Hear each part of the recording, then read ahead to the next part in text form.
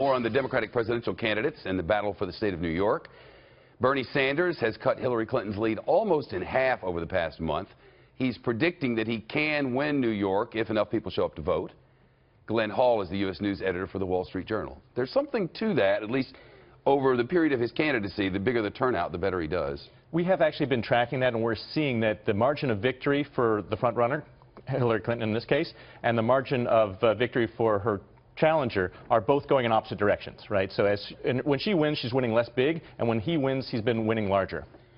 He says if we can win New York, we're going all the way. But New York, it's proportional. Everything on the Democratic side is proportional, right? They're all proportional, so the math doesn't exactly add up. As long as Clinton continues to gain, she has enough of a lead that she can probably hold on to it. What Bernie Sanders' campaign is counting on is starting to work through the superdelegates and have them maybe change their mind and lose confidence in Hillary Clinton as the front runner and her capacity to actually carry the general election if she loses her home state. And then if they start to waver, and that gives Bernie Sanders an opportunity to pick up superdelegates, that could change the dynamic. Well, that's how Obama won, isn't it? Exactly right. And that's the game plan that the Sanders campaign is really working on.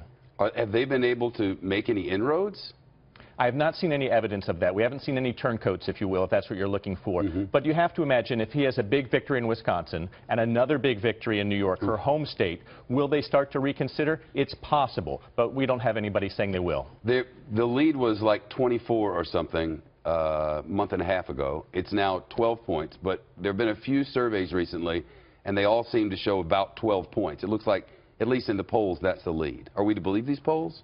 Well, you look, they've been getting a little bit better than we saw earlier in the season. I think as the races get tighter, they get a little bit more valid. But, you know, it is hard to know. You know, as Bernie Sanders' own camp says, it depends on turnout. It also, in Wisconsin, is going to depend on union vote. Do the unions split? Do the rank and file go with Sanders, as some have, while the leadership goes with Hillary Clinton? Will that change in that dynamic? We don't know yet, but there's a lot of variables still in play. She's strong with African Americans.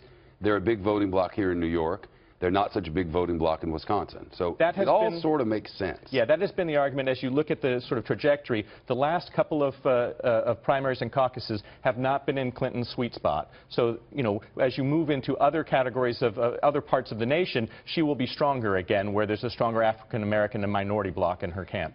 Have you figured out what she did? It looked to us like for a couple of days, she'd moved on to New York. She was going to change the narrative, or try to.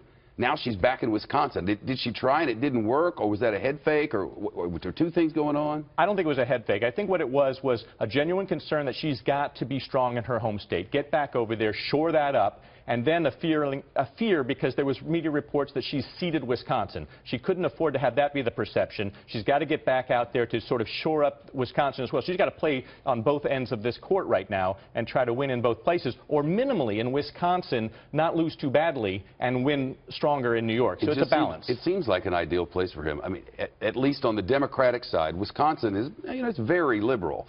And some of his policies, whether you think they can happen or not is another matter, but some of his policies might be, you know, very tempting, look good. It looked that way going in, that it would be the other way, because it's a strong union state, or at least it was before Republican Governor Scott Walker started sort of breaking them down. But that would have boded well for Clinton, and she has the endorsement of major unions. But now we're seeing some of that rank and file really taking to Sanders' message, you know, that inequality message that he brings. Go back 3 months and tell me the analyst who thought, oh, Wisconsin's going to be a big deal. Right. Nobody. And New York wasn't expected to be in play either. Never is. It may be now. Yeah, that's true. Good to see you. Thanks. WSJ.com.